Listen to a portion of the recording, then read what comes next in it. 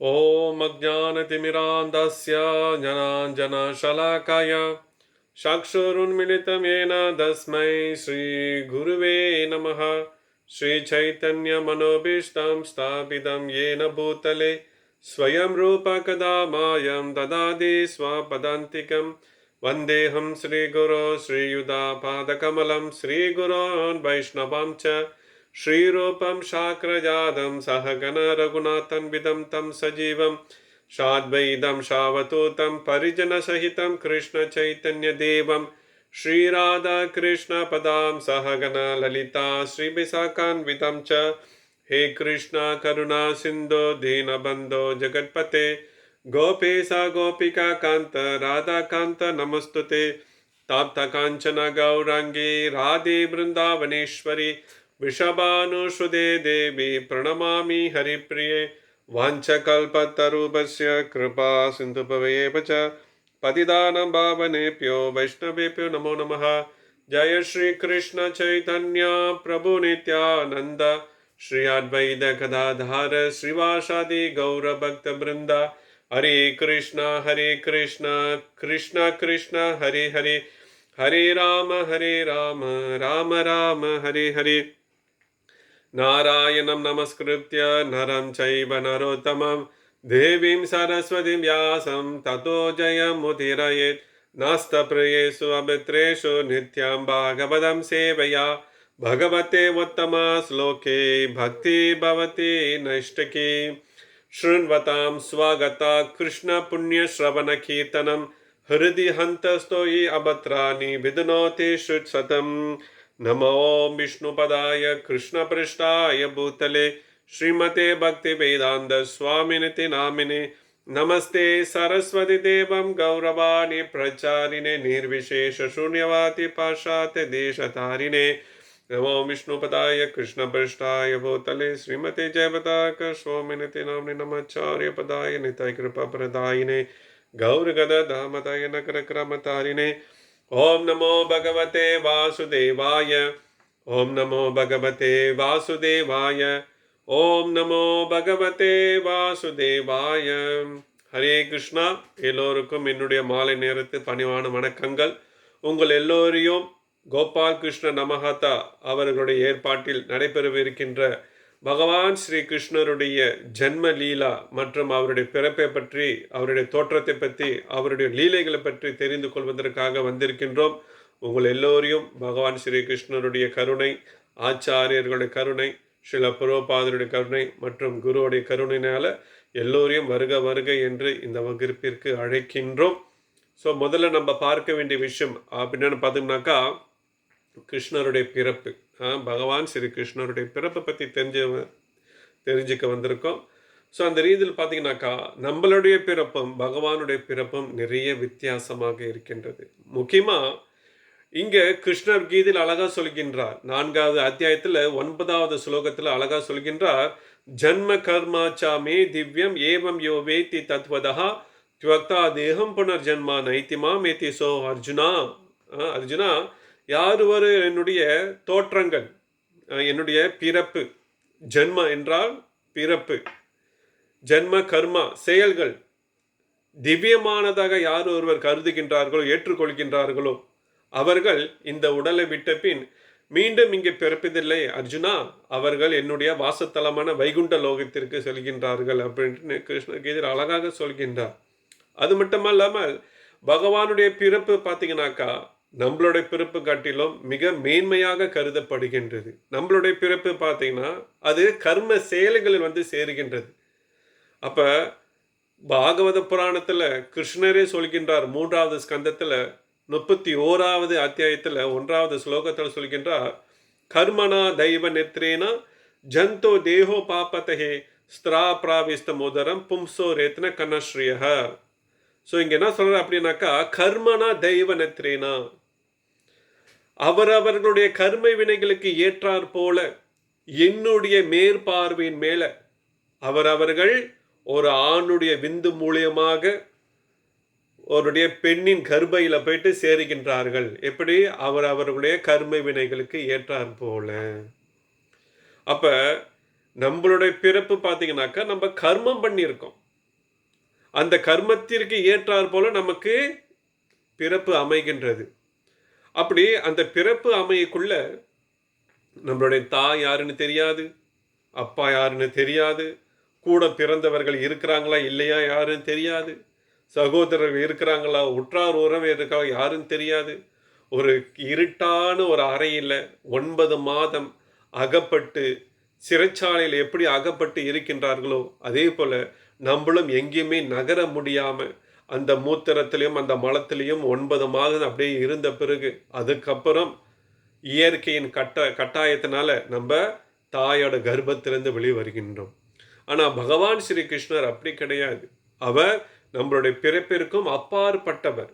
அவர் எங்கே வரணும், யாருக்கு மகனாக வர வேண்டும், யாருக்கு பிள்ளையாக வர வேண்டும் மற்றும் எந்த இடத்துல தோன்ற வேண்டும், ஸோ இந்த மாதிரி அவர் ஏற்கனவே கணிச்சிருப்பார், ஏற்கனவே தீர்மானம் பண்ணியிருப்பார். அந்த ரீதியில் பகவான் ஸ்ரீ கிருஷ்ணர் பார்த்தீங்கன்னாக்கா மதுரா இல்லை, மதுரா பிருந்தாவனத்துக்கு பக்கத்தில் இருக்கின்ற மதுரால வசுதேவருக்கும் தேவகிக்கும் மகனாக பிறக்கின்றார். ஸோ வசுதேவருக்கும் தேவகிக்கும் மகனாக பிறப்பதற்கு முன்னதாக, அதாவது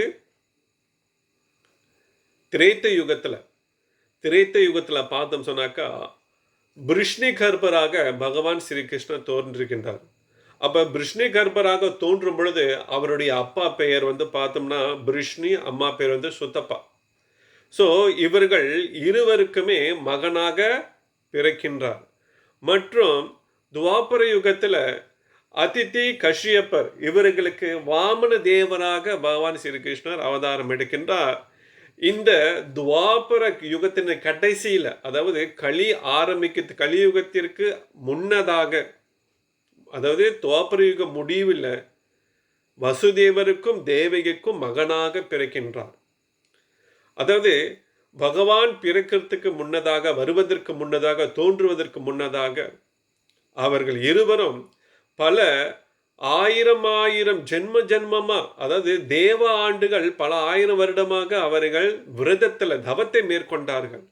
அவர்களுடைய தவத்தை மேற்கொண்டு பகவான் அவர்களுக்கு மகனாக பிறக்கின்றார். அது மட்டுமல்லாமல் பகவான் ஸ்ரீகிருஷ்ணர் கீதையிலே சொல்கின்றார், என்ன சொல்றார், அவர் ஈஸ்வர சர்வபூதானம் ஹிருதேஷு அர்ஜுன திஷ்டதி. அப்ப எல்லாருடைய இருதயத்திலும் குடிக்கொண்டிருக்கின்ற காரணத்தினால அவர்களுடைய எண்ணங்கள் என்னது, அவர்களுடைய விருப்பங்கள் என்னது அப்படின்னு பகவான் புரிந்து கொள்கின்றார். அந்த ரீதியில வசுதேவரும் தேவகியும் அவர்களுடைய முற்பிறப்பில் பல பல 1000 தேவ ஆண்டுகள் விரதத்தை மேற்கொண்டு பகவான் தன்னுடைய மகனாக பிறக்க வேண்டும் என்று மிகவும் ஆவலோடு இருந்தனர். அவர்களுடைய ஆவலை பூர்த்தி செய்வதற்காகவே பகவான் இங்கு ஸ்ரீமன் நாராயணராக 4 கரங்களுடன் தோன்றுகின்றார். மதுரா ஜெயில தேவிக்கும் வசுதேவருக்கும் மகனாக தோன்றுகின்றார்.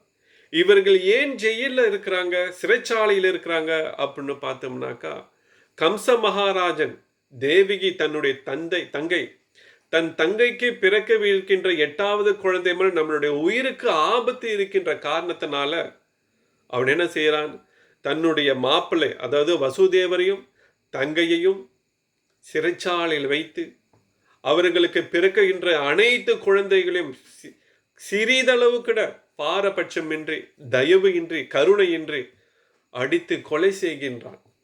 ஸோ நமக்கு மரணம் இப்படியெல்லாம் வரும் அப்படின்னு தெரிந்ததுனால கம்சன் என்ன செய்கிறான், தங்கையை சிறைச்சாலையில் அடைக்கிறான்.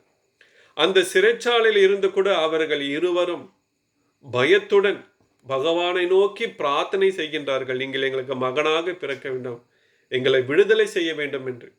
அவர்களுடைய பிரார்த்தனையை பகவான் மேற்கொண்டு அவர்களுக்கு மகனாக பிறக்கின்றார். முதல்ல பகவான் ஸ்ரீமன் நாராயண 4 கரங்களுடன் சங்கு சக்கர கதாபத்மா ஆகிய ஆயுதங்களை ஏந்தியவாறு வருகின்றார்.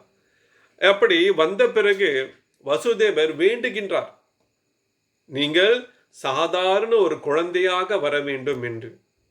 இவ்வளோ பெரிய உருவத்தில் வந்திருக்கீங்களே அப்படின்னு. அப்ப வசுதேவர் சொல்கின்றார், நான் குழந்தையாக மாறுவதற்கு முன்னதாக நீங்கள் என்னை குழந்தையாக மாறிய பிறகு நந்த கிராமத்தில் இருக்கின்ற நந்த மகாராஜருடைய, அதாவது கோகுலத்தில் இருக்கின்ற நந்த மகாராஜருடைய இல்லத்திற்கு என்னை அழைத்து செல்ல வேண்டும். அங்கு அழைத்து சென்ற பிறகு அங்கு யசோதா தாயாருக்கு பிறந்த பெண் குழந்தையை மறுபடியும் இங்கு அழைத்து வர வேண்டும் என்று வாசுதேவ கிருஷ்ணர் கட்டளை விடுகின்றார். ஸோ அவருடைய கட்டளையை ஏற்றுக்கொண்டு இவர்களுடைய வேண்டுதலையும் ஏற்றுக்கொண்டு ஸ்ரீமன் நாராயணர் வாசுதேவ கிருஷ்ணராக குழந்தையாக மாறினார்.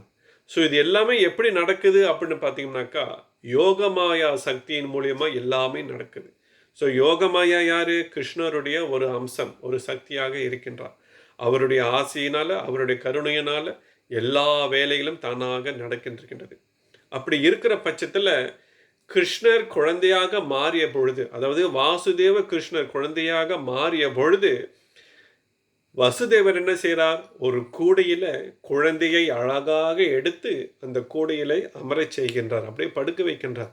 படுத்து வைத்த பிறகு குழந்தை அங்கும் இங்கும் திரும்பாத வண்ணம் பக்கத்தில் அழகாக துணியெல்லாம் எடுத்து வைக்கிறார்.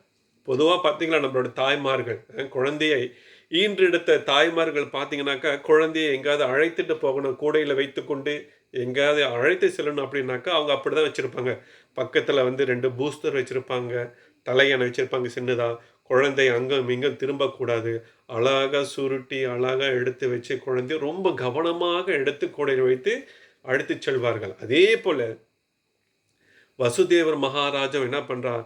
கிருஷ்ணர் குழந்தைய கூடையில் வைத்து இங்கிருந்து மதுராவிலிருந்து நந்த கிராமத்திற்கு, அதாவது கோகுலத்திற்கு அழைத்து செல்வதற்காக ஆயுத்த வேலையில் இருக்கின்றார்.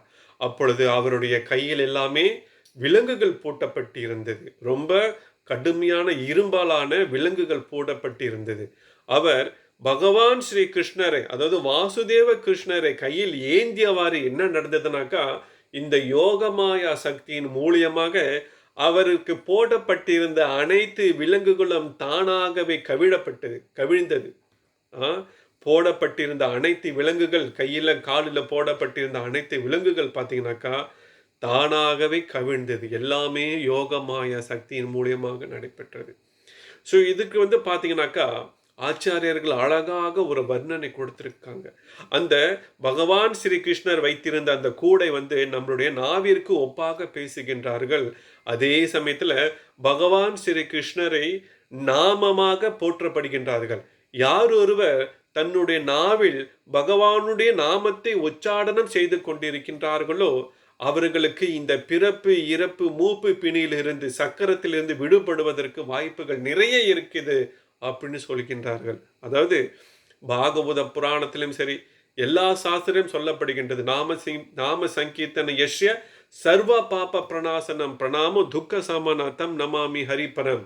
ஸோ பாகவதத்தில் அழகாக சொல்லப்படுகின்றது. 12வது ஸ்கந்தத்தில் 13வது அத்தியாயத்தில் 23வது ஸ்லோகத்தில் அழகான இது விஷயம். நாம சங்கீர்த்தன யஷ்யா, யாரு ஒருவர் பகவானுடைய நாமத்தை உச்சாடனம் செய்து கொண்டிருக்கின்றார்களோ சர்வ பாப பிரணாசனம், எல்லா பாவங்களும் போகின்றதாம். நம்ம பகுனாம் ஜென்மனம் அந்தே, பல ஜென்மங்களை தாண்டி தாண்டி தாண்டி தாண்டி கர்மங்களை செய்து செய்து பல தவறுகளை செய்து நமக்கு ஒரு அரியான ஒரு வாய்ப்பு கிடைச்சிருக்கு. பாகவத புராணம் அழகாக சொல்லப்படுகின்றது. லப்த்வாசு துர்லபம் இத பகு சம்பவாந்தே மானுஷ்யம் அர்த்தடாம் அனித்யம் அப்பிய தீரா துருநாம் யதேத் அனுமிருத்தியாவா நிஸ்ரீயாசய விஷய கலவு சர்வதாஷா. லப்த்வாசு துர்லபம் மானுஷ்யம் அர்த்தடாம் அனித்யம் அப்பிய தீரா. ஒரு மிகவும் அரிதான ஒரு பிறப்பு கிடைச்சிருக்கு நமக்கு. என்ன பிறப்பு? மானிட பிறப்பு கிடைச்சிருக்கு.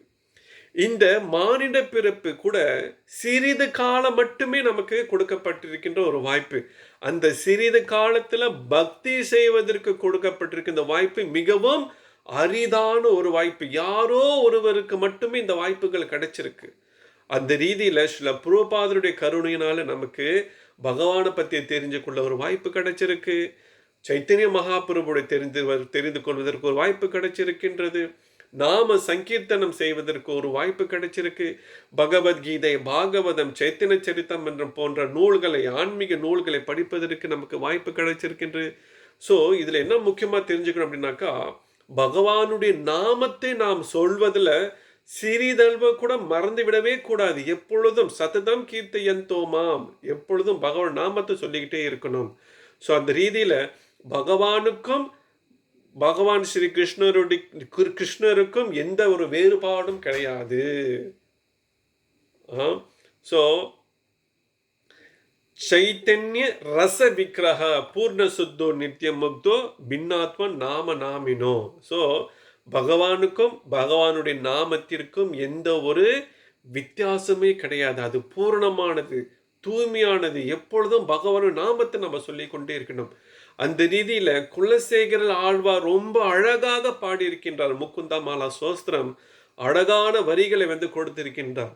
சத்ரு செய்தைக்க மந்திரம் सकलमुपनिषद वाक्य संपूज्य मंत्रम संसारो क्षेत्र मंत्रम समुचित तमस संग निर्यान मंत्रम सर्वम ऐश्वर्यायक मंत्रम व्यासन भुजग संदस्त्र संत्रान मंत्रम जेवे श्री कृष्ण मंत्रम जप जप सततम जन्म साफल्य मंत्रम. என்ன சொல்றாரு? ஜப ஜப சததம். எப்பொழுதும் பகவானுடைய நாமத்தை நாம் உச்சாரணம் செய்வதனால என்ன நடக்குதுனாக்கா, ஜென்ம சாஃபல்ய மந்திரம். நம்ம இந்த மனித பிறப்பை அடைந்ததற்கான வெற்றிகரமான இந்த மனித பிறப்பு அடைந்ததற்கான ஒரு முன்னேற்றத்திற்குரிய ஒரு வழியாக இருக்கின்றது. நல்ல ஒரு பலன்களை அடையக்கூடிய வழியாக இருக்கின்றது பகவானுடைய நாமங்களை ஜபம் செய்வது. ஸோ அந்த முதல் வரியில் என்ன சொல்றாருனாக்கா, சத்ரு செய்தைக்க மந்திரம். சத்ரு என்றால் விரோதிகள். நம்ம கிட்ட நிறைய விரோதிகள் இருக்காங்களோ, நம்மளோட இருதயத்துல உள்ளத்துல நிறைய விரோதிகள் இருக்காங்க. காமம், கோபம், பேராசை, நிறைய காம, குரோத, லோப, மோக, மத, மாத்சரியா. ஸோ இந்த அனைத்து விதமான விரோதிகளையும் அழிக்கக்கூடிய ஒரே மந்திரம் பகவானுடைய திருமந்திரம். ஹரே கிருஷ்ணா ஹரே கிருஷ்ணா கிருஷ்ணா கிருஷ்ணா ஹரே ஹரே, ஹரே ராம ராம ராம ஹரே ஹரே. அடுத்த வரைக்கும் சொல்றார் ஜன்ம சாபல்ய மந்திரம். இந்த ஜன்மம், இந்த பிறப்பை வெற்றிகரமாக ஆக்கி கொள்ளக்கூடிய ஒரே மந்திரம் பகவானுடைய திருமந்திரம். ஹரே கிருஷ்ணா கிருஷ்ணா கிருஷ்ணா ஹரே ஹரே, ஹரே ராம ராம ராம ஹரே ஹரே. ஸோ இதில் முக்கியமாக கருதப்படுவது என்னதுனாக்கா, பகவானுடைய லீலைகளை பற்றி நம்ம தெரிஞ்சுக்கணும். அவருடைய தோற்றங்களை பற்றி தெரிந்து கொள்ள வேண்டும். நம்ம பௌதிக உலகத்தில் வாழ்ந்து கொண்டு மற்றவர்களுடைய தோற்றத்தை பற்றி தெரிந்து கொள்கிறோம், மற்றவர்களுடைய பிறப்பை பற்றி தெரிந்து கொள்கின்றோம். உதாரணமாக இந்த சினிமா நடிகர்கள், அவர்களை பற்றி தெரிஞ்சுக்கிறாங்க நிறைய பேர். அவங்க எப்போ பிறந்தாங்க, அவங்க என்ன கலர் ட்ரெஸ்ஸு போடுறாங்க, அவங்க எப்படி உடுத்துறாங்க, அதே போல் நம்மளும் உடுத்தணும். அவங்க எப்படி பேசுகிறாங்க, அதே போல் நம்மளும் பேசணும். அவங்க எந்த மாதிரி பாவனையில் இருக்காங்க, நம்மளும் அதே மாதிரி பாவனையில் இருக்கணும். இது எல்லாமே நகல் செய்யறதுனால என்ன நடக்குது? 5 காசுக்கு கூட பிரயோஜனமே கிடையாது. இது யாரையும் பகவான் லோகத்துக்கு கொண்டு போய் சேர்க்காது. கிருஷ்ணர் சொல்றார், யார் என்னை பற்றி தெரிஞ்சுக்கிறாங்களோ அவங்க மறுபடியும் இங்கே திரும்பி வருவதில்லையா அர்ஜுனா அப்படின்னு சொல்றார்.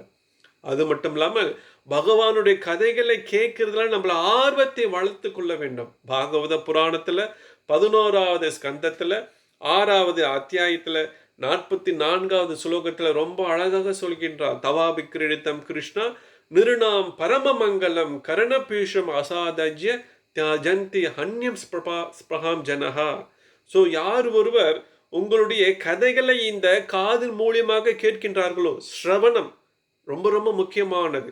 9 விதமான பக்தி தொண்டுல இந்த ஸ்ரவணம் என்பது மிகவும் முக்கியமானது.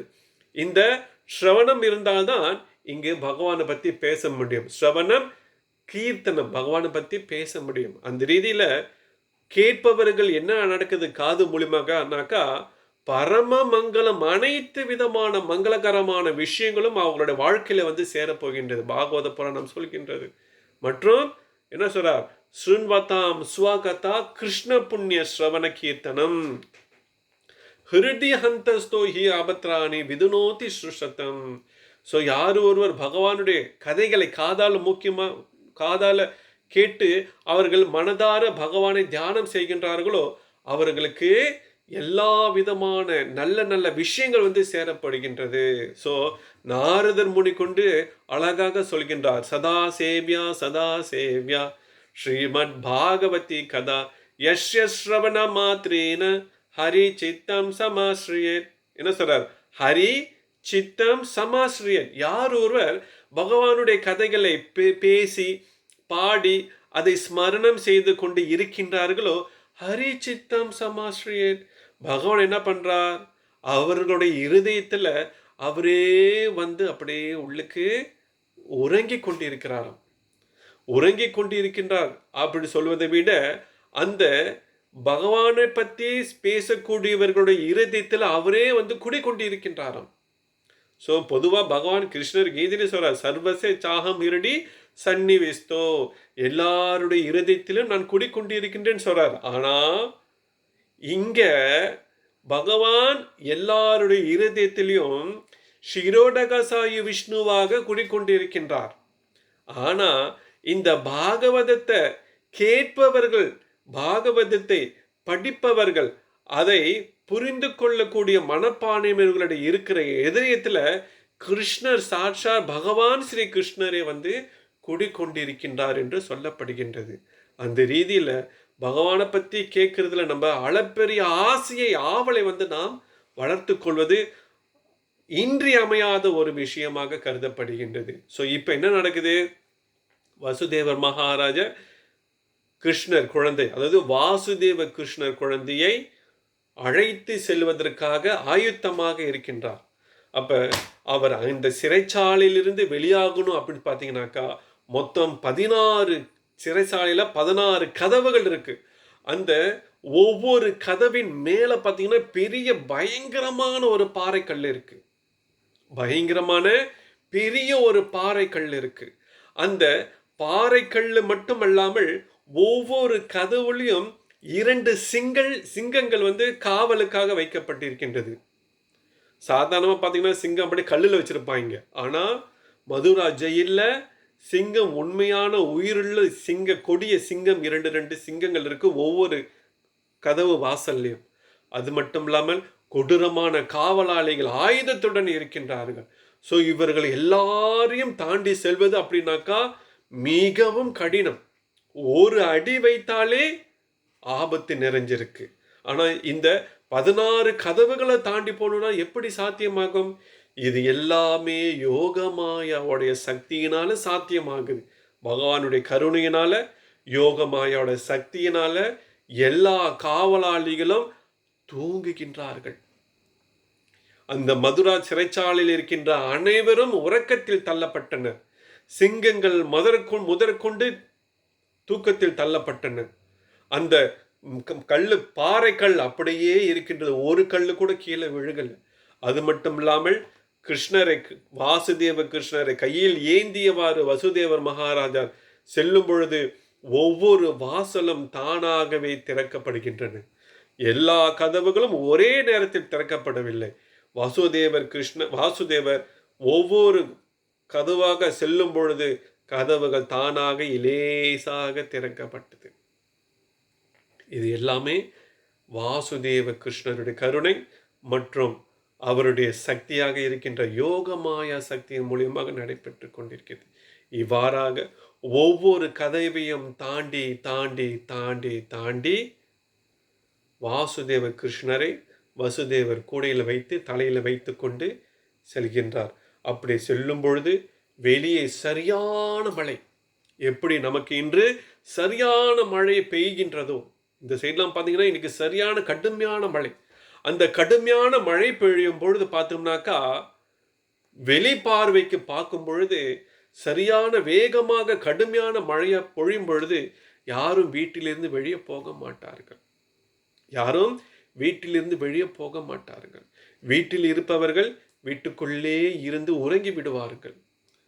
வீட்டுக்கு வெளியே இருப்பவர்கள் எவ்வளவு சீக்கிரமாக வீட்டிற்கு வர வேண்டுமோ அவ்வளவு சீக்கிரமாக வீட்டுக்கு வருவார்கள். அப்படி வீட்டிற்கு வெளியே தூரத்தில் இருப்பவர்கள் மழை நின்ற பிறகுதான் வீட்டிற்கு வருவார்கள். அது மட்டுமல்லாமல் மழையில யாராவது நடந்தாலும் மழையின் சத்தத்தினால எதுவுமே கேட்க முடியாது. இது எல்லாமே வெளிப்படையான ஒரு விஷயம், நம்ம அன்றாட வாழ்க்கையில பார்க்கக்கூடிய ஒரு விஷயம். ஆனா அதற்கும் மேலாக இங்கு ஆச்சாரியர்கள் அழகாக இந்த மழை பொழிவதற்கான வர்ணனைகளை ரொம்ப அழகாக சொல்லியிருக்கின்றார்கள். ஸ்ரீல ரூப கோஸ்வாமி, ஸ்ரீல சனாதன கோஸ்வாமி, ஸ்ரீல விஸ்வநாத் சக்கரவர்த்தி தாக்கூர் ரொம்ப அழகாக சொல்லியிருக்காங்க. இந்த மழை எதற்காக பொழிகின்றது? சாதாரணமா மழை பொழியுதுன்னா ஏதோ மழை பொழியுது அப்படி நம்ம இருந்துருவோம். ஆனா ஆச்சாரியர்கள் வர்ணனை பாருங்க, மழை எதற்காக பொழிகின்றது அப்படின்னு அழகா சொல்றாங்க. அதுல முதல் விஷயம் பாத்தீங்கன்னா, இந்த கருமேகங்கள் கிருஷ்ணருடைய வர்ணத்தை பார்த்த பிறகு ஆனந்தத்துல அழுகின்றதாம். கிருஷ்ணர் கருமேக வர்ணம், கண்ணன் கருமேக வர்ணம், மேகஷாம். மேகம் என்றால் மேகம், அந்த மேகம் எப்படி இருக்கும்? கருநீல வர்ணமா இருக்கும். அப்ப இந்த மழை மேகங்கள் கிருஷ்ணர் பிறந்ததை பார்த்த பிறகு, ஆஹா, கிருஷ்ணர் எந்த வர்ணத்திலும் பிறக்க வாய்ப்பு இருக்கு, ஆனா அவர் எங்களுடைய வர்ணத்துல பிறந்திருக்காரே, எங்களுடைய வம்சத்துல ஒரு வர்ணமாக பிறந்திருக்காரே. அதனால தன்னுடைய ஆனந்தத்தை அடக்கி வைத்துக் கொள்ள முடியாமல் கண்ணீராக பொழிகின்றதாம். ஆச்சாரிய வர்ணனை பார்த்தீங்களா?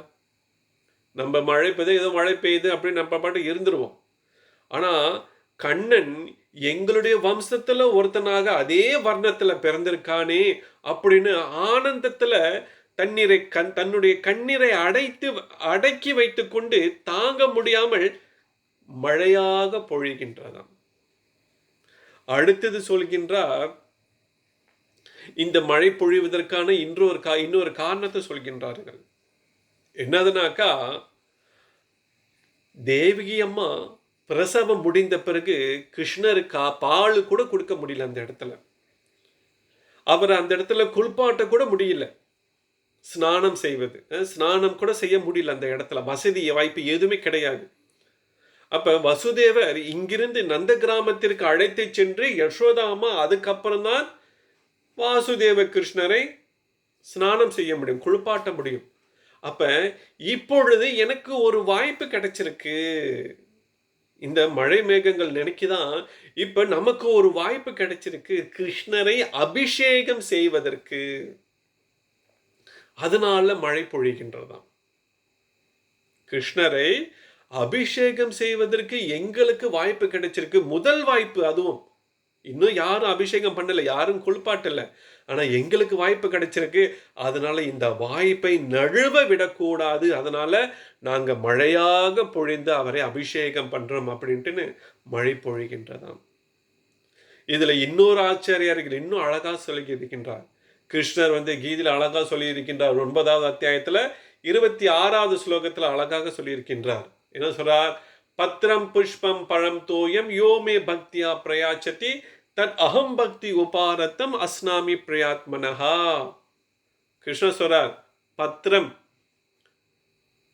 ஒரு இலை, புஷ்பம் ஒரு மலர், பழம் தோயம் தண்ணீர். யார் ஒருவர் எனக்கு அன்பாக பழமோ இலையோ பூவோ தண்ணீரோ அன்புடன் யார் ஒருவர் எனக்கு கொடுக்கின்றார்களோ, அர்ப்பணம் செய்கின்றார்களோ பக்தியுடன், அதை நான் ஏற்றுக்கொள்கிறேன் அப்படின்னு சொன்னார். அப்ப இந்த மழை மேகங்கள் நினைக்கின்றதாம், நம்ம கையில பழம் கிடையாது, இலை கிடையாது, பூ கிடையாது, நம்ம கிட்ட இருக்கிறது ஒன்னே நீர் மட்டும் அதிகமாக இருக்கு. அதனால நாங்கள் உங்களுக்கு தண்ணீரை பக்தியோட சமர்ப்பணம் செய்கின்றோம் அப்படின்ட்டு மழையாக பொழிகின்றோம் என்று ஆச்சாரியர்கள் வர்ணனை சொல்கின்றார்கள். இதற்கும் மேற்பட்டு இன்னொரு ஆச்சாரியர்கள் அழகாக சொல்கின்றார்.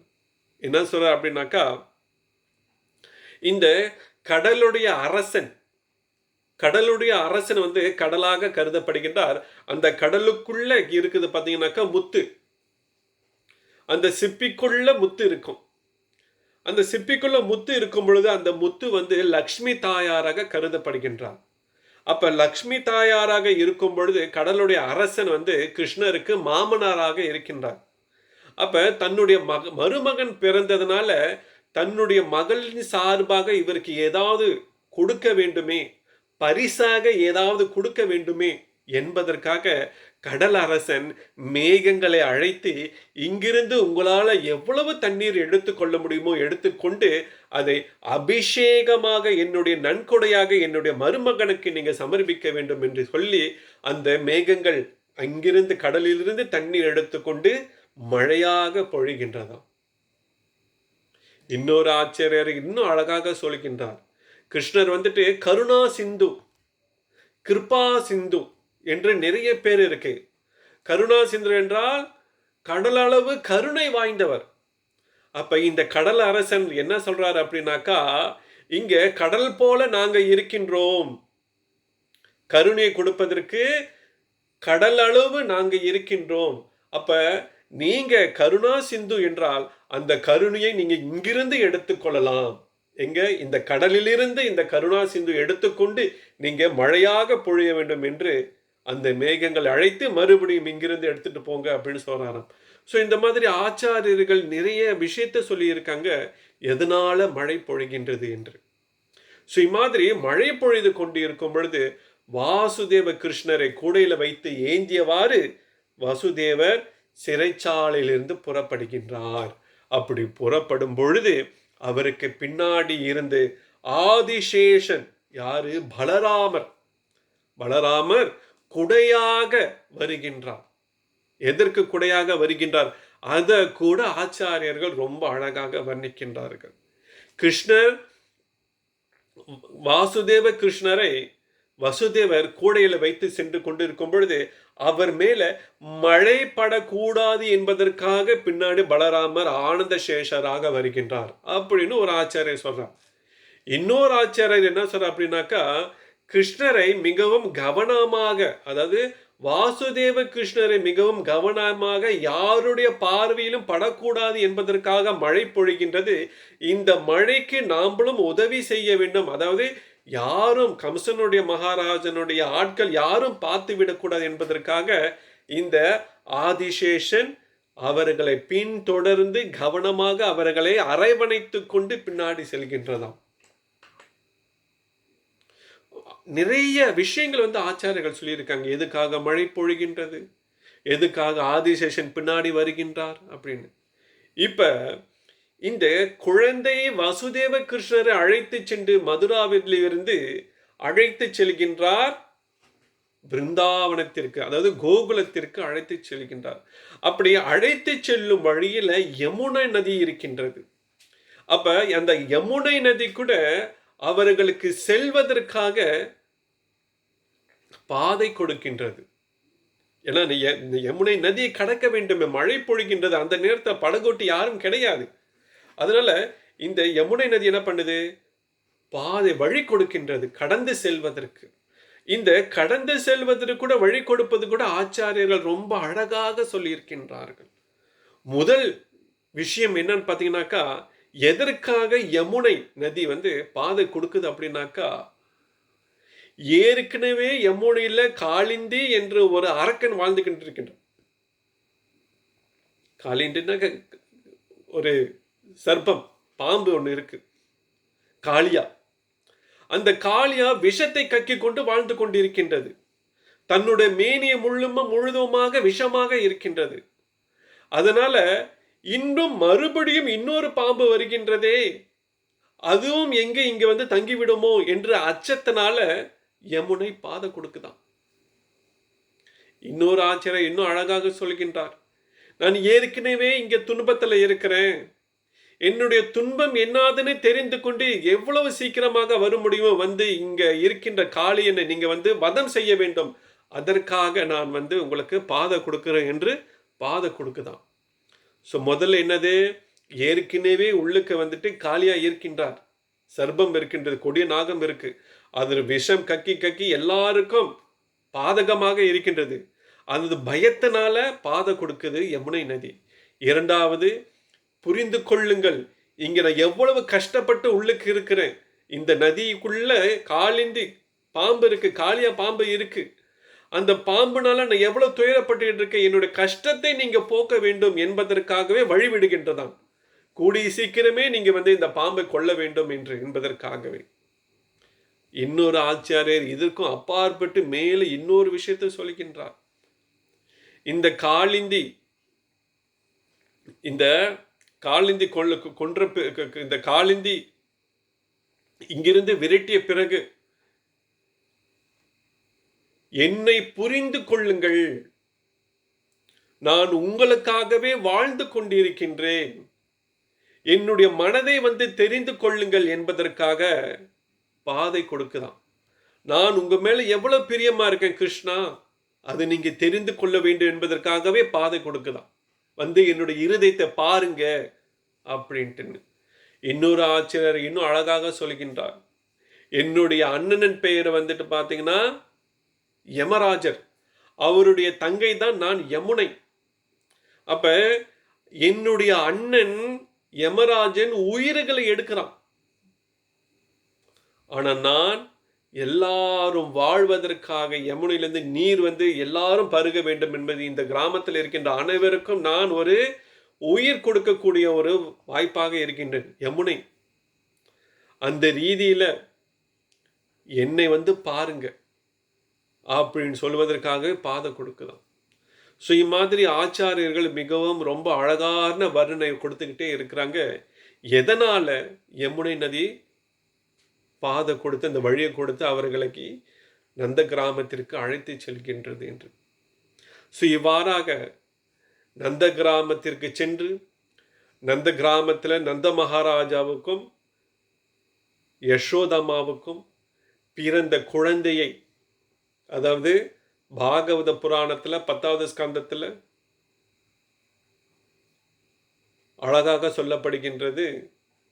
ஸ்ரீல விஷ்ணு சக்கரவர்த்தி தாக்கூர் அழகா சொல்கின்றார், மதுரா ஜெயில பிறந்தது வாசுதேவ கிருஷ்ணன்.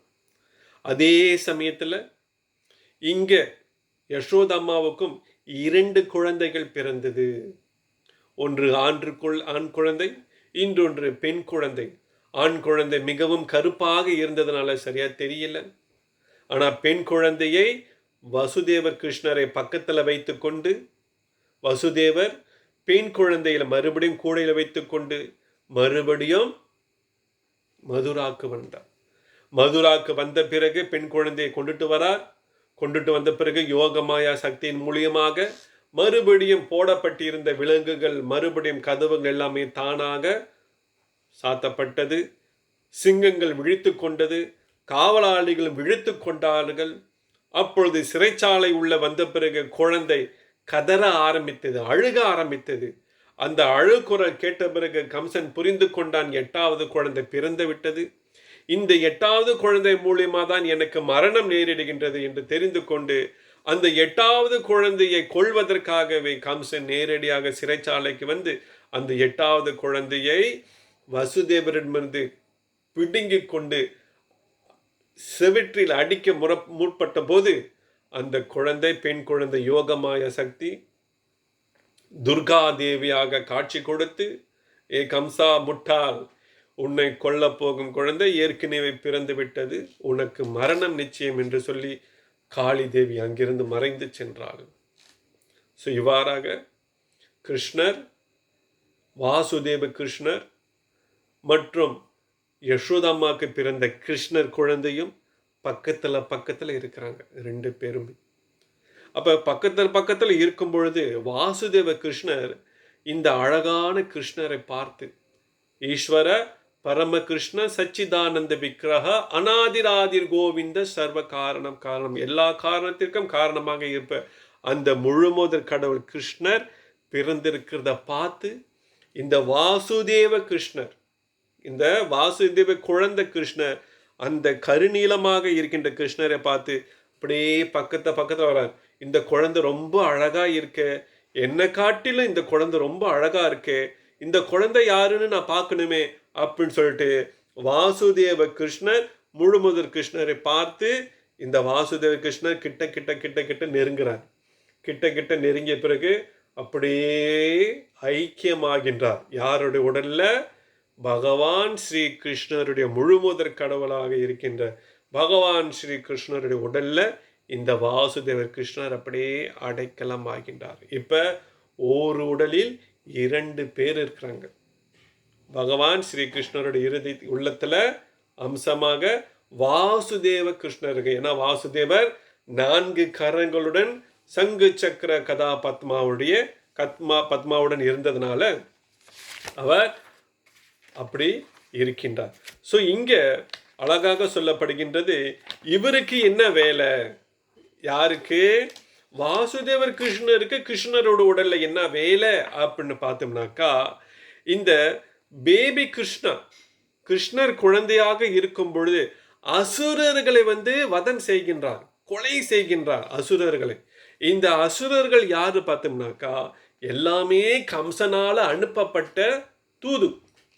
அந்த தூதுவா இருக்கின்ற அசுரர்களை கிருஷ்ணர் வதம் செய்கின்றார். திருநாவர்த்தனை கொலை செய்கின்றார், அகாசூரனை வதம் செய்கின்றார், பகாசூரனை வதம் செய்கின்றார், சகடாசுரனை வதம் செய்கின்றார், பிரலம்பாசுரனை வதம் செய்கின்றார், தேனுகாசுரனை வதம் செய்கின்றார், பூத்தனா தாயாரை வதம் செய்கின்றார்.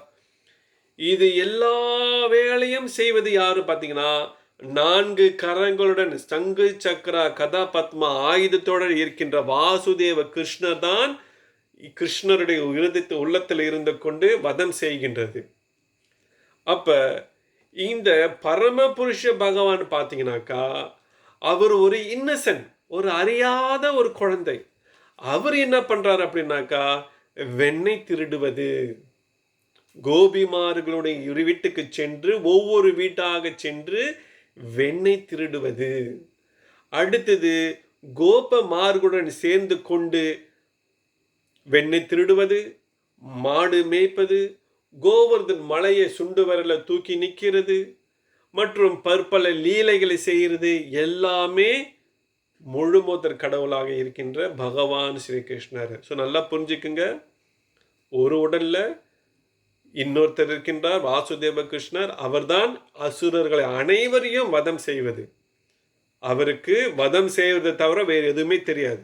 ஆனா முழுமுதற் கடவுளுக்கு அவர் வதம் என்றார்கள், வதம் செய்வது என்ன என்பதை தெரியவே தெரியாது. அவருக்கு தெரிந்ததெல்லாம் சுட்டிச்சனம் செய்வது, திருடுவது, யசோதாமாவிட நைட் ஸ்டோரி, இரவு நேரத்தில் படுக்கும் பொழுது யசோதாம்மா அவர்கிட்ட கதை சொல்லுவாங்க. கிருஷ்ணருடைய நரசிங்க லீலை சொல்லுவாங்க மற்றும் ராமாயண கதைகளை சொல்லுவாங்க.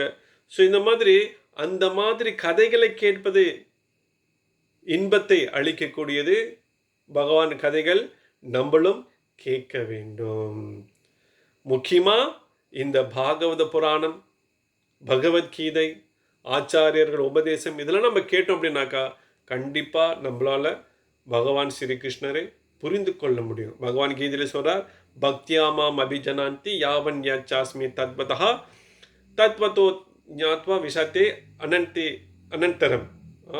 பக்தியாமாம் அபிஜனாந்தி யாவன் யாச்சாஸ்மி தத்வதா தத்தோ மாம் தத்வதோ விசாத்தி தத் அனந்தரம். ஸோ பகவானை பற்றி தெரிஞ்சுக்கணும் அப்படின்னு சொன்னாக்கா ஒரே வழி பக்தி சேவை செய்ய வேண்டும். அந்த பக்தி சேவை செய்வதன் மூலியமாக தான் பகவானை பற்றி தெரிந்து கொள்ள முடியும். அதே சமயத்தில் 10வது அத்தியாயத்தில் 10வது ஸ்லோகத்தையும் சொல்கின்றார், தேசம் சததாம் யுக்தானம் பஜதாம் பிரீத்தி பூர்வகம் ததாமி புத்தி யோகம் தாம் ஏனமாம் உபாயந்தே. ஸோ யார் ஒருவர் என்னை பற்றி தெரிந்து கொள்ள விருப்பப்படுகின்றார்களோ, அந்த ஆவலை வளர்த்து கொள்கின்றார்களோ, அவர்கள் என்னிடம் சேரக்கூடிய அறிவை நானே வழங்குகின்றேன் அப்படின்னு சொல்றார். பாருங்க, கிருஷ்ணன் சொல்றார், அவரிடத்துல நம்ம நெருங்கணும் அப்படின்னு முடிவு பண்ணிட்டோம்னாக்கா, அவரை பற்றி தெரிஞ்சுக்கணும் அப்படின்னு நம்ம முடிவு பண்ணிட்டோம்னாக்கா, அந்த அறிவை என்னிடம் சேரக்கூடிய அந்த அறிவை நானே அவர்களுக்கு கொடுக்கின்றேன் அப்படின்னு. ஸோ அந்த ரீதியில் பகவானுடைய கதைகளை கேட்பது நம்ம வந்து ரொம்ப ஆவல் வச்சிருக்கணும், ஆவலாக இருக்கணும். இந்த வகுப்பு பார்த்தீங்கன்னா 9 நாள் நடக்குது, டெய்லி 9 நாள் நடக்குது. ஸோ கண்டிப்பாக மறக்காமல் வந்து கேளுங்க. நிறைய ஸ்பீக்கர் இருக்காங்க, நிறைய கதைகளை வந்து சொல்ல காத்திருக்காங்க. அந்த கதையில் அந்த அந்த ரீதியில் என்னுடைய இந்த பகவானுடைய பிறப்பு ஜென்ம லீலை, பிறப்பவருடைய அதிசயமிக்க இந்த லீலை பற்றி சொல்லியிருக்கோம். அடுத்தது பார்த்தீங்கன்னாக்கா பகவான் மண்ணை தின்ற லீலையை நான் சொல்ல போகிறேன். கொஞ்சம் எனக்கு கொஞ்சம் டைம் இருக்குது. அது முடியறதுக்கு முன்னே இந்த லீலைகளையும் நான் சொல்லி முடிச்சிடுறேன். அதுக்கப்புறம் அடுத்தடுத்த ஸ்பீக்கர் வரக்குள்ள அவங்க என்னென்ன லீலைகள் சொல்கிறாங்களோ அதையும் நீங்கள் கேட்டு காதார கேட்டு இன்பமாக இருங்க. ஸோ பகவான் வந்து மண்ணை சாப்பிடுகின்றார்.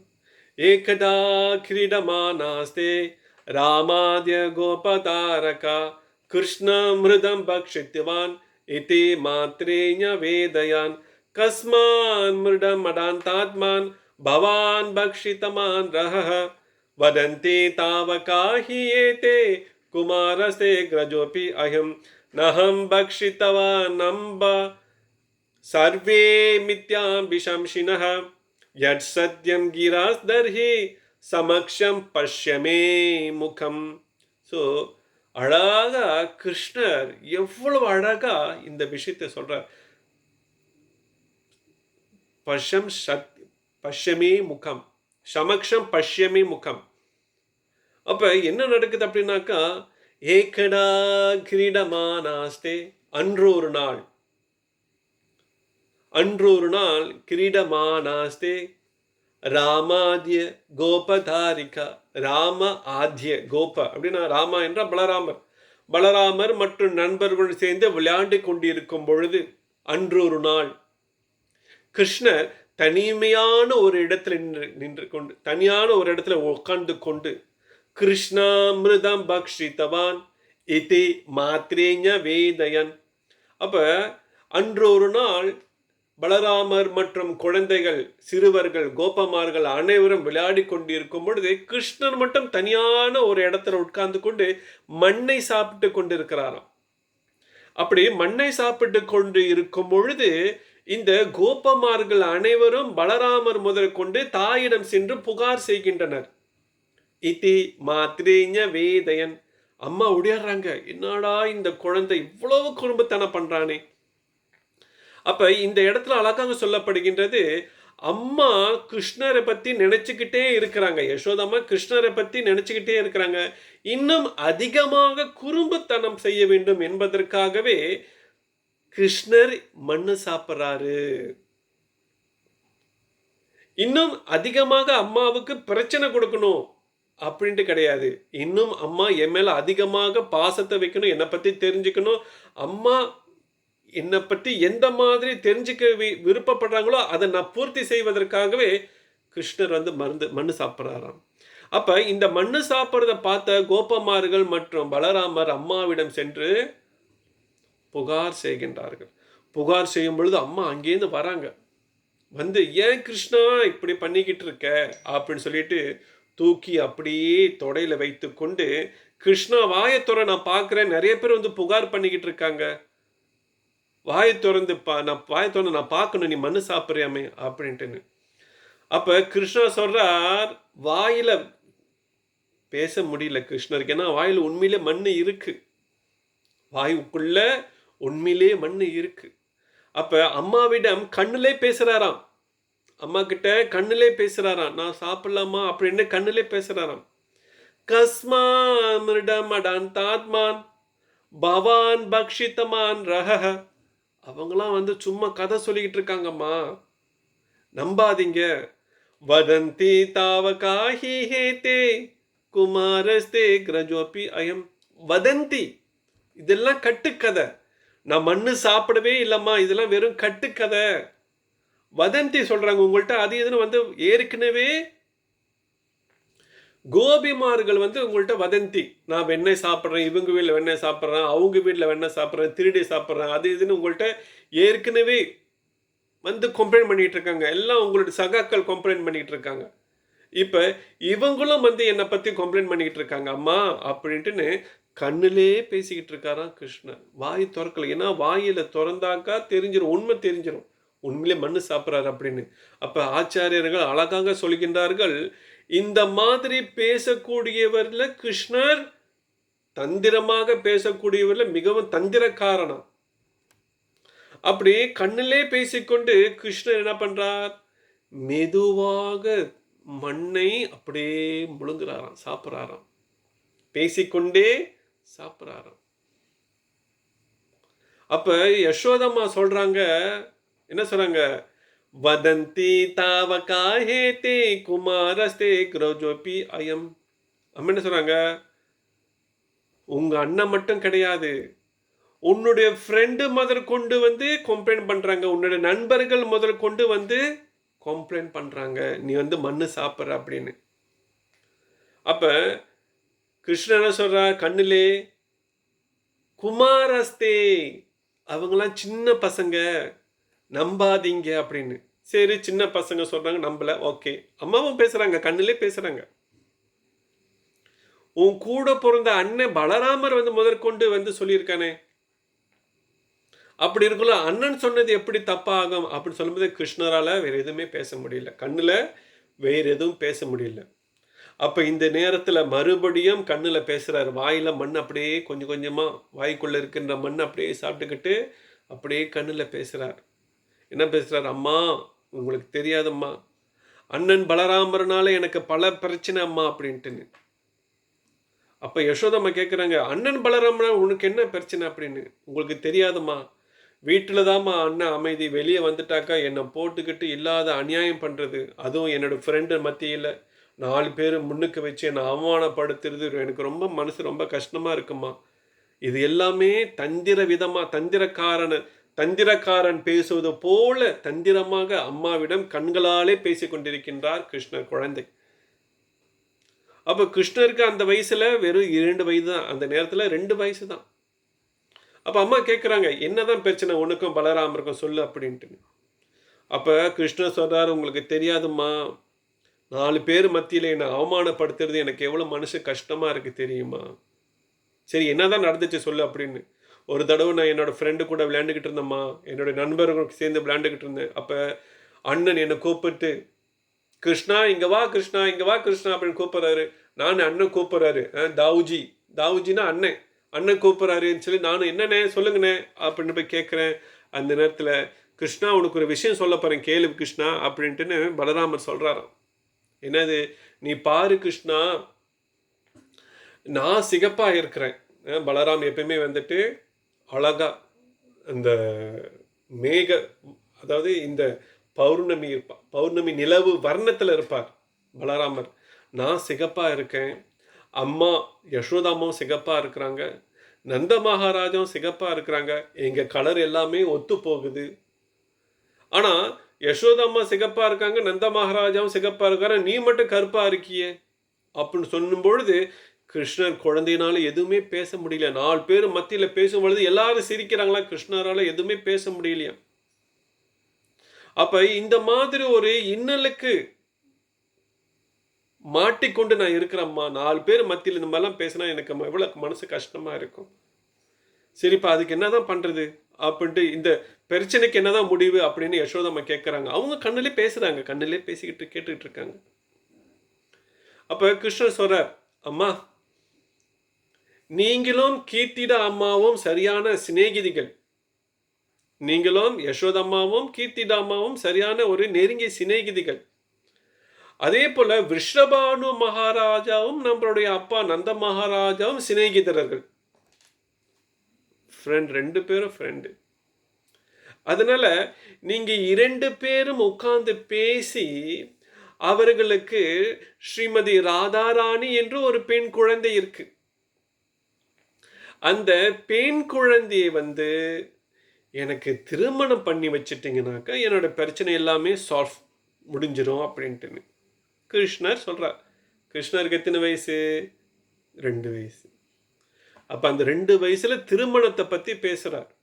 அப்ப யசோதாமா கேட்குறாங்க, இதை நீ ஏற்கனவே முடிவு பண்ணிட்டியா அப்படின்ட்டு கேட்குறாங்க.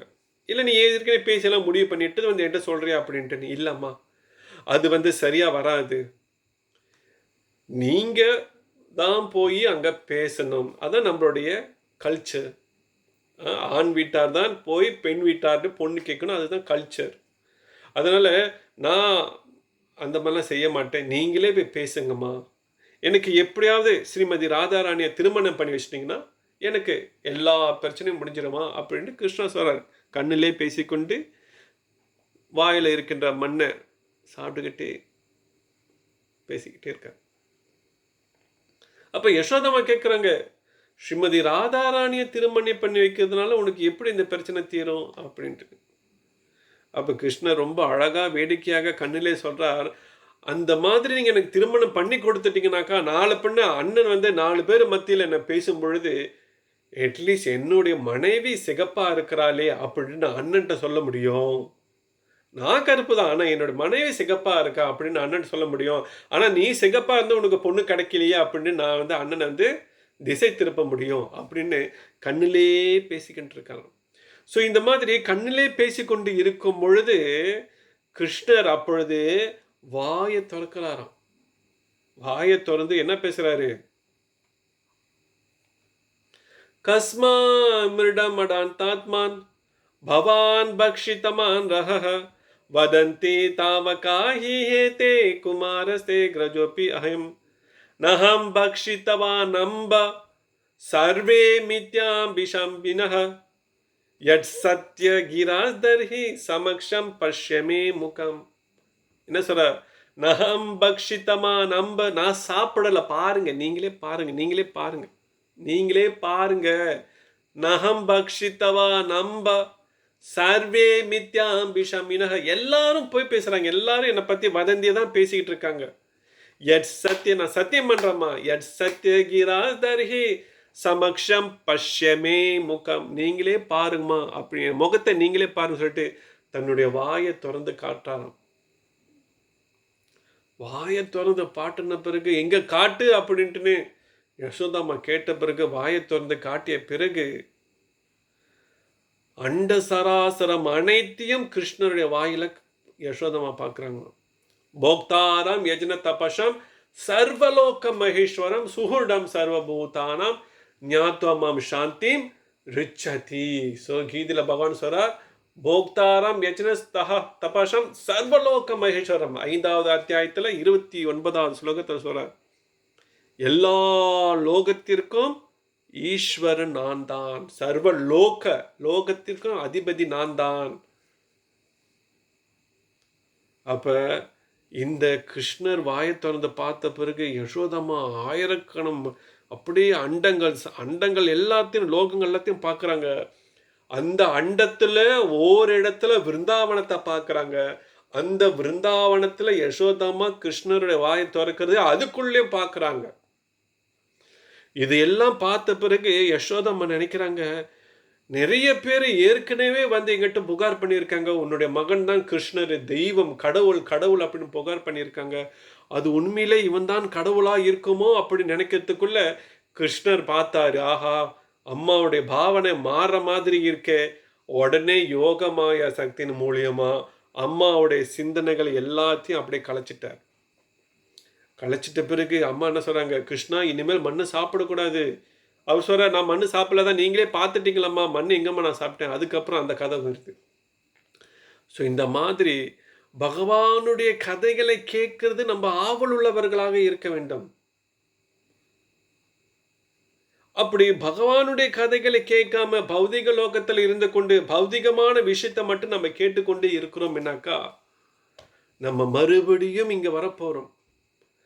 கிருஷ்ணர் கீதையில் அழகாக சொல்கின்றார், பகுனாம் ஜென்மனாம் அந்தே ஜ்ஞானவான் மாம் பிரபயந்தே வாசுதேவம் சர்வமிதி சஹா மகாத்மா சுதுர்லபம்.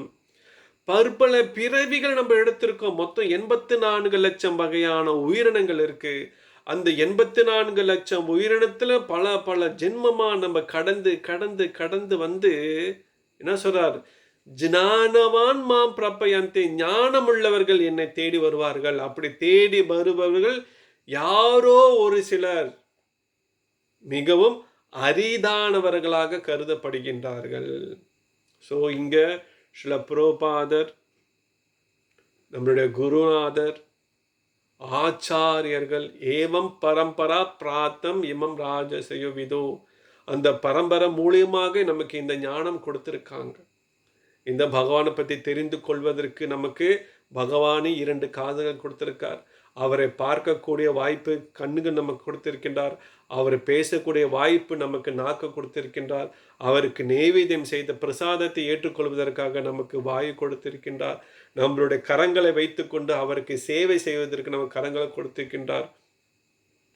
இந்த மானிட ஜென்மத்தை பகவானுடைய சேவையில நம்ம ஈடுபடுத்த வேண்டும்.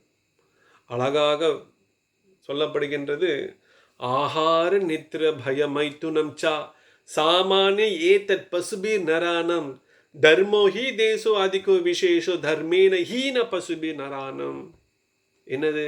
ஆஹார நித்திர பயமைத்துனம் சா சாமானிய ஏத்த பசுபீர் நரானம். அதாவது மனிதனுக்கும் மிருகத்திற்கும் உள்ள தொடர்பு என்னன்னு பார்த்தீங்கன்னாக்கா, நம்மளும் நல்லா சாப்பிட்றோம், விதவிதமாக உணவு சாப்பிட்றோம்.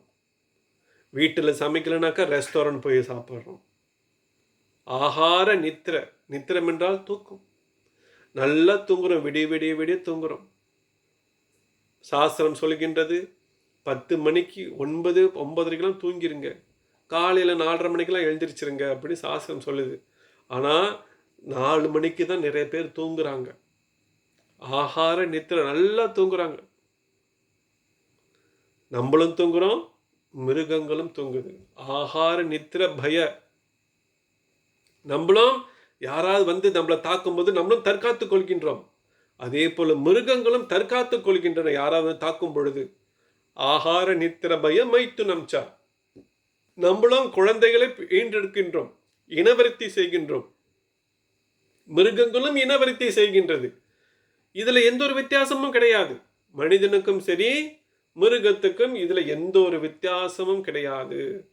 சாமானிய ஏத்தத் பசுபி நரானம் ந தர்மோஹி தேசோ அதிக விசேஷோ தர்மேன ஹீன பசுபி நரானம். இதுல முக்கியமான ஒரு விஷயம் இருக்கு, தர்மம் ஒன்று இருக்கு. என்னது? நம்ம பகவானை பத்தி தெரிந்து கொள்வதற்கு நமக்கு இந்த ஒரு மனித பிறப்பு கிடைச்சிருக்கு. ஆனா மிருகத்திற்கு அந்த ஒரு வாய்ப்பு கிடையாது. ஆனா மனிதன் மிருகமாக வாழ்ந்து கொண்டிருக்கின்றான், அசுர குணத்தோட அசுர இயல்போட வாழ்ந்து கொண்டிருக்கின்றான். அந்த மாதிரி நம்ம இருக்கக்கூடாது. நமக்கு வாய்ப்பு கிடைச்சிருக்கு, நமக்கும் பகவானுக்கும் உள்ள அந்த உறவு என்னன்னு தெரிஞ்சுக்கணும். ஜீவேர சொருப்பஹோய் கிருஷ்ணேர நித்யதாஸ். நம்ம எப்பொழுதும் பகவானுடைய சேவகன் என்று முதல் நம்ம தெரிஞ்சுக்கணும். அந்த சேவகன் என்ற மனப்பான்மை வந்த பிறகு நம்ம பகவானுக்கு கைங்கரியம் பண்ணணும், பக்தி தொண்டு செய்யணும். இதன் மூலிமா நம்ம பகவானை பற்றி நம்ம தெரிந்து கொள்ள முடியும். ஸோ ஆக மொத்தத்தில் பார்த்தீங்கன்னாக்கா, பகவானை பற்றி தெரிஞ்சுக்கணுன்னாக்கா பகவானுடைய நாமத்தை நம்ம உச்சாரணம் செய்வதில் ஆர்வத்தை கொடுக்கணும். ஹரே கிருஷ்ணா ஹரே கிருஷ்ணா கிருஷ்ண கிருஷ்ண ஹரே ஹரே, ஹரே ராம ராம ராம ஹரி ஹரி. அந்த ஆர்வத்தை நம்ம வளர்த்து கொள்ளணும். பகவானுடைய நாமத்தை நம்மளுடைய உயிர் மூச்சாக கருத வேண்டும். அப்படி உயிர் மூச்சாக கருதும் பொழுது கண்டிப்பா பகவானுடைய அனுகிரகம் நமக்கு சேரும். அப்படி அனுகிரகம் சேரக்குள்ள கண்டிப்பா நம்ம மேன்மேலும் பக்தியில முன்னேறுவதற்கு நிறைய வாய்ப்புகள் இருக்கு. ஸோ அதனால தவறாமல் எல்லோரும் பகவானுடைய திருநாமத்தை மட்டும் ஜபம் செய்வது மறந்து விடவே கூடாது. ஹரே கிருஷ்ணா. வாய்ப்பு கொடுத்த எல்லோருக்கும் ரொம்ப ரொம்ப நன்றி. மற்றும் இங்கு கோபாலகிருஷ்ண நமஹாத்தா ஏற்று நடத்தி கொண்டிருக்கின்ற இந்த வகுப்பிலும் கலந்து கொண்ட அனைவருக்கும் நன்றி. ஏற்பாட்டாளர் குழுவினருக்கும் மிகவும் நன்றி. வாஞ்ச கல்பத்த ரூபஸ்ய கிருபா சிந்து யவச்ச பதிதானம் பாவனேப்யோ வைஷ்ணவேப்யோ நமோ நமः. ஆனந்த கோடி வைஷ்ணவ விருந்திக்கு ஜாய். ஹரே கிருஷ்ணா.